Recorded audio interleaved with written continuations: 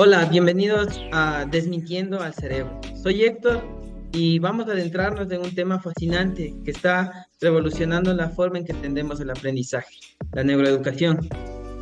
Hoy nos sumergimos en este mundo de los neuromitos, creencias populares sobre el cerebro que, aunque suenan lógicas, no tienen base científica. ¿Están listos para descubrir la verdad? Para desentrañar estos neuromitos, en este programa vamos a contar con varios expertos en neuroeducación, quienes nos guiarán en este espacio de reflexión. Para comenzar, damos la bienvenida a Tatiana y a Michelle, que nos acompañan desde Ambato, quienes nos darán la apertura a este tema sobre los neuromitos.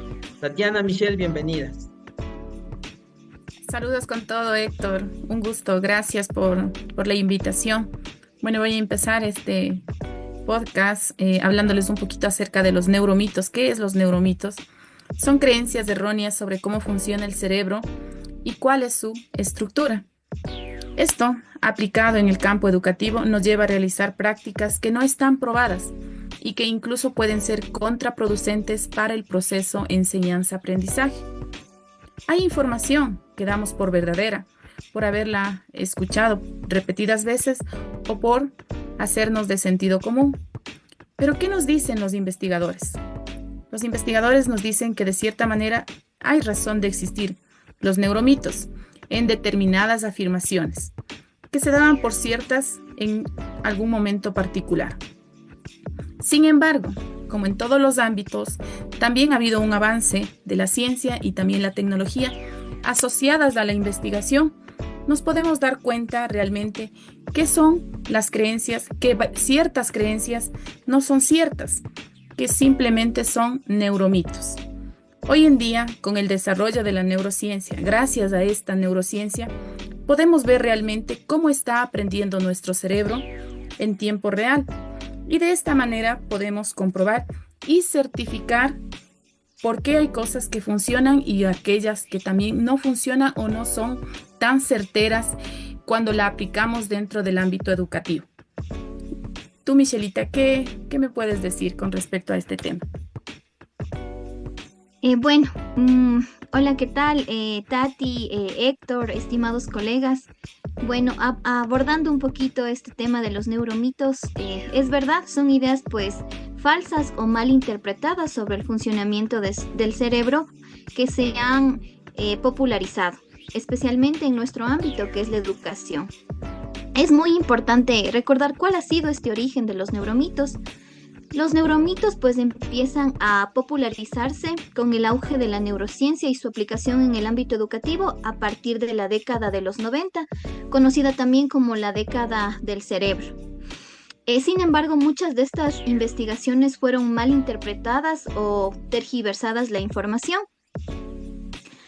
Ahora, es importante también mencionar que existen ventajas de estos neuromitos en la educación. Sabemos que los neuromitos son erróneos, pero su impacto no siempre ha sido completamente negativo, ya que nos han permitido identificar ventajas a partir de ello.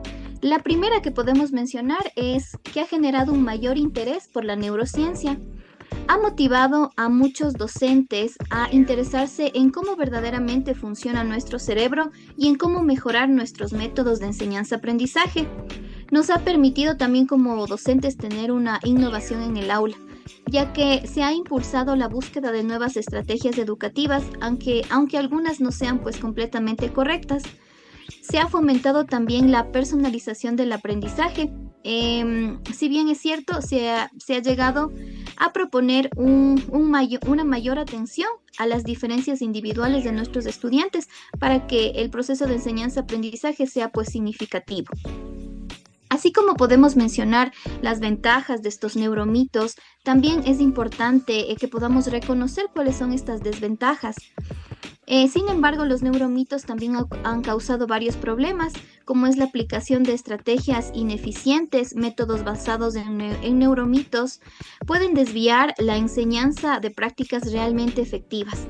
También pues el mal uso de recursos didácticos, en el cual se invierte tiempo y dinero en capacitaciones y materiales pues basados en ideas que son erróneas. Finalmente, se ha podido identificar una desventaja de estos neuromitos como la desmotivación de los estudiantes. Podemos concluir con que los neuromitos han influenciado de manera positiva y negativa en el proceso educativo.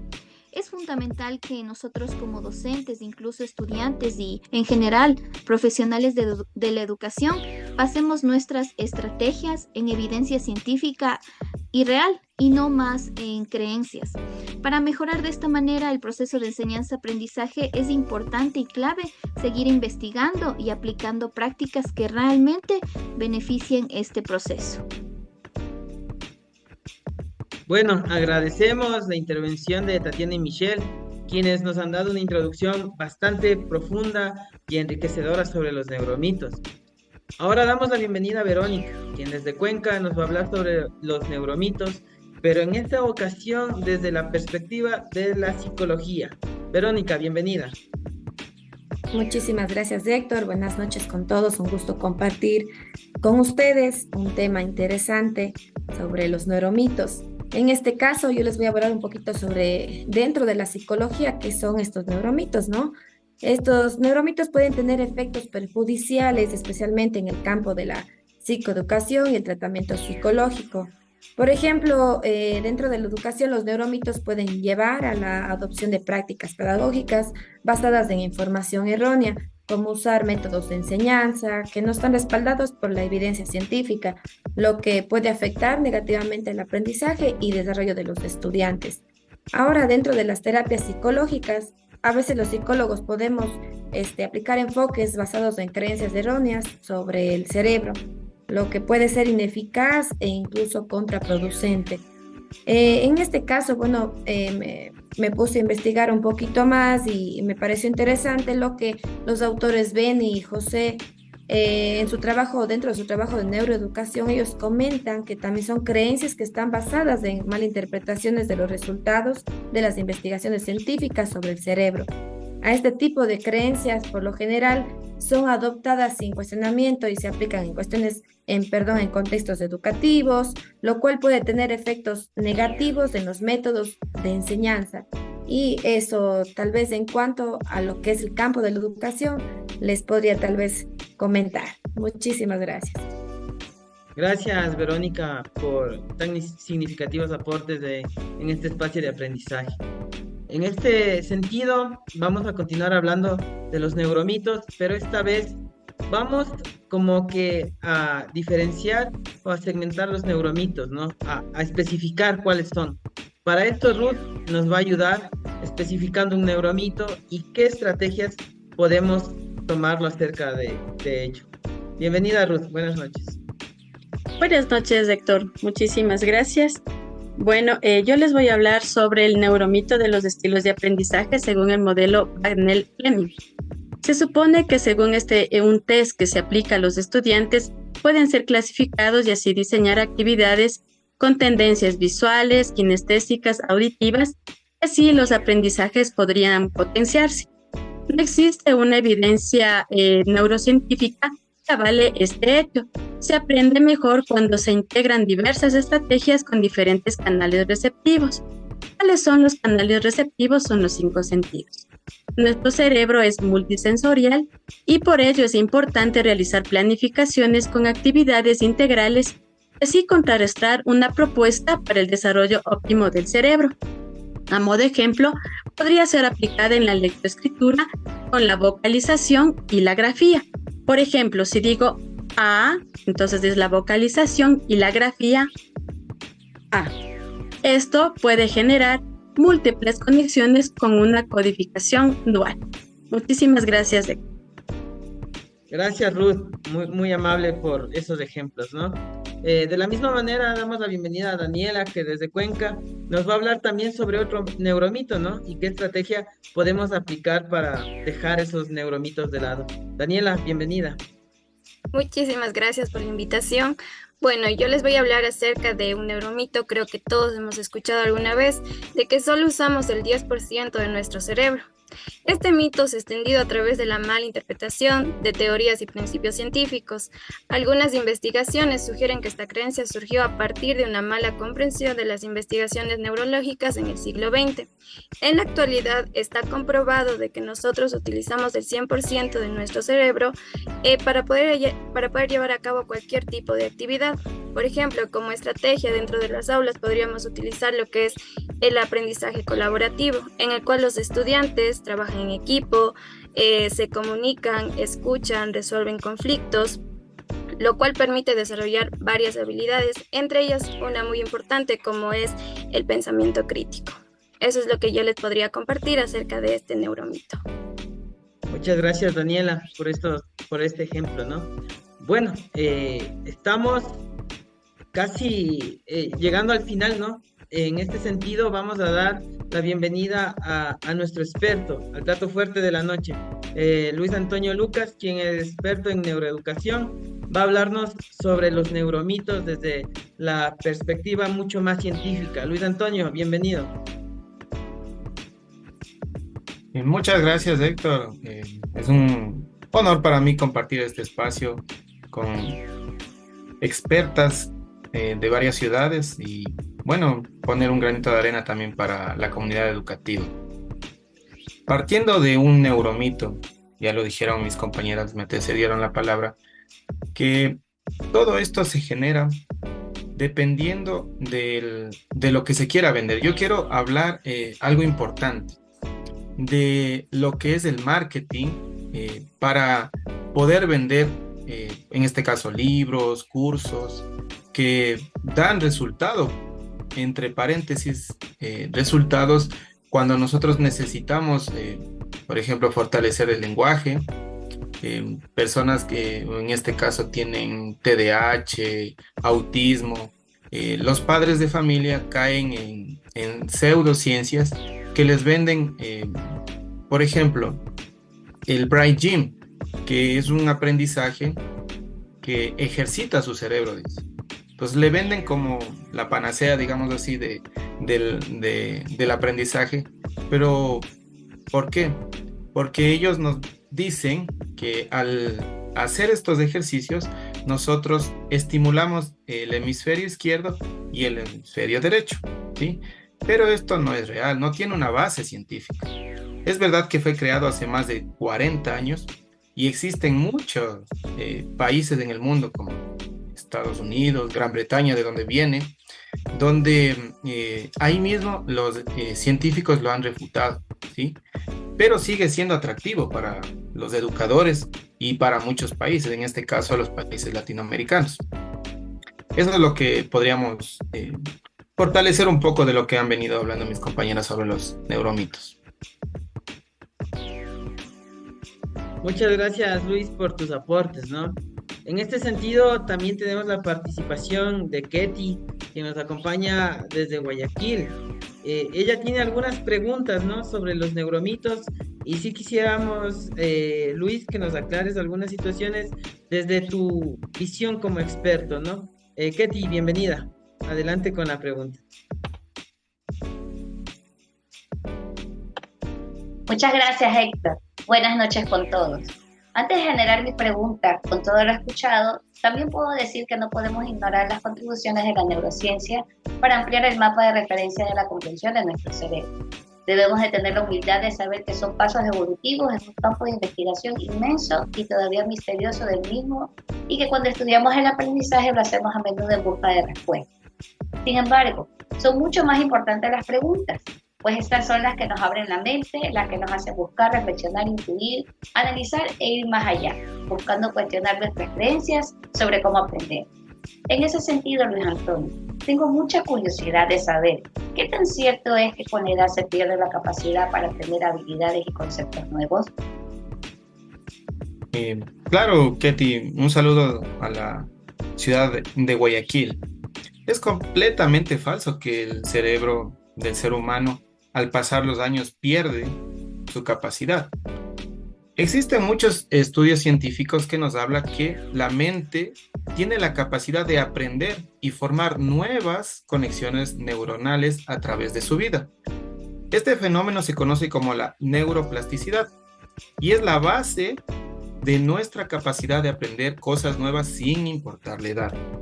Pero ¿qué pasa con nuestro cerebro cuando pasan los años? Cuando tal vez ya tenemos 40, 50, 60 años. No es que envejece el cerebro, sino que existe una pequeña, y toma en cuenta eso, ¿no? Pequeña disminución de la velocidad del procesamiento de la información. Sin embargo, esto no significa que perdamos esa capacidad de aprender. De hecho, las personas mayores pueden ser incluso más sabias y más eficientes gracias a la experiencia y sobre todo, algo importante, acumulación de conocimiento. Pero ¿por qué nosotros tenemos ese neuromito de que cuando tenemos ya cierta edad tenemos dificultades para aprender? Esto se debe porque a las personas de pasados 60, 70 años tienen una falta de motivación para aprender. Eso es importante. Además de su estilo de vida. Y aquí va un consejo. Si nosotros queremos mantener nuestra mente fresca, digamos así, debemos alimentar nuestro cerebro con una dieta equilibrada. Debemos consumir alimentos ricos en frutas, verduras, también que sean antioxidantes, por ejemplo las hojas verdes, y algo que nosotros debemos tener en costumbre como educadores, tomar bastante agua. Eso va a ayudar que nuestro cerebro funcione correctamente y sobre todo la actividad física. ¿Se han dado cuenta que en la actualidad las personas que hacen ejercicio se ven más jóvenes? Ahí también está una respuesta. Espero haber aclarado un poquito, Ketty. Muchas gracias, Luis Antonio. En cuerpo sano, mente sana. Exacto. Muchas gracias, Ketty, por tu pregunta, ¿no? Muy significativa en este espacio.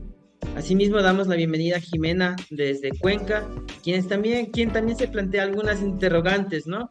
Entonces, Jimena, adelante. Buenas noches, Héctor. Buenas noches con todos. Pues muchísimas gracias. ¿Por qué los neuromitos se difunden tan fácilmente? Los neuromitos a menudo suenan atractivos o coinciden con nuestras creencias y deseos sobre el cerebro. Bien, Luis, ya nos habías mencionado sobre el marketing, pero mi pregunta es, ¿por qué es tan fácil para la gente aceptar afirmaciones cómo funciona el cerebro sin comprobar su veracidad? Hola Jimena, me gusta tu pregunta. ¿Sabes por qué? Porque nosotros, el ser humano en sí, tiene un deseo de soluciones fáciles. Los neuromitos siempre nos ofrecen explicaciones sencillas que las entendemos fácilmente y tenemos soluciones rápidas a problemas complejos, ¿sí? Lo que resulta atractivo para muchas personas. Además, hay algo importante, la influencia de la cultura popular, ¿sí? Esto se transmite de generación en generación y permite que algo que es una mentira se vuelva una verdad. Recuerden que una mentira repetida muchas veces suena a verdad. Yo había tomado el tema del Bright Gym que les había comentado, pero también hay algo que es muy comercial, digamos así, y no hay evidencia de ello. El método Tomatis, no sé si han escuchado, ¿sí? Habla de una efectividad en pacientes con autismo, pero un estudio encontró que la terapia Tomatis no es eficaz para el placebo y que no mejora el vocabulario de los niños y jóvenes. Otro estudio encontró que la terapia Tomatis no es eficaz para tratar a pacientes menores de 18 años, ¿sí? Pero esto es vendido como la solución para estos problemas, ¿sí? Los padres de familia acuden a estas pseudociencias en busca de soluciones rápidas, ¿sí? Y sobre todo, como tal vez lo venden, es lo que tiene éxito, ¿no? Entonces nosotros debemos difundir lo que sí está comprobado. Podemos tomar en cuenta a Francisco Mora, un neurocientífico, que nos habla de cómo la neuroeducación no solo puede dar un aprendizaje, sino que nosotros amemos ese aprendizaje, porque su investigación se centra entre la relación de la emoción y el aprendizaje, y cómo nosotros como educadores podemos poner práctica en las aulas. Alguien también que me llamó la atención es Michael Gazzaniga, un neurocientífico estadounidense conocido por sus investigaciones sobre la lateralidad cerebral y los hemisferios centrales. Su descubrimiento ha tenido un gran impacto en nuestra comprensión del cerebro y el aprendizaje. Es lo que les podría aportar en esta conversación del día de hoy. Muchísimas gracias, Luis. Gracias, Jimena, gracias, Luis, por tus aportes, ¿no?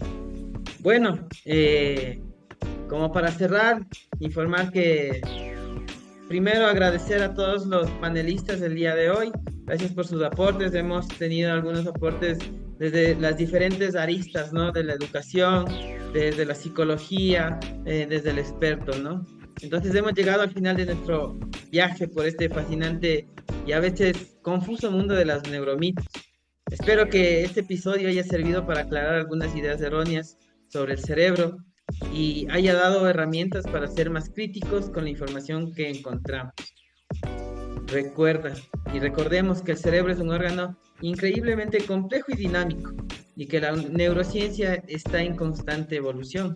Por lo tanto, es fundamental mantenernos informados y actualizados sobre los nuevos descubrimientos. Los neuromitos pueden parecer inofensivos, pero pueden tener consecuencias negativas, especialmente en la educación. Creer en mitos sobre el cerebro puede llevar a prácticas ineficaces e incluso perjudiciales. Así que te invito a compartir este episodio con tus amigos, familiares y colegas. Juntos podemos combatir los neuromitos y promover una visión más precisa y basada en la evidencia del cerebro. Y recuerda, la curiosidad es el motor del aprendizaje. Sigue explorando, cuestionando y aprendiendo sobre este órgano maravilloso que nos permite pensar, sentir y experimentar el mundo. Hasta el próximo episodio. Buenas noches.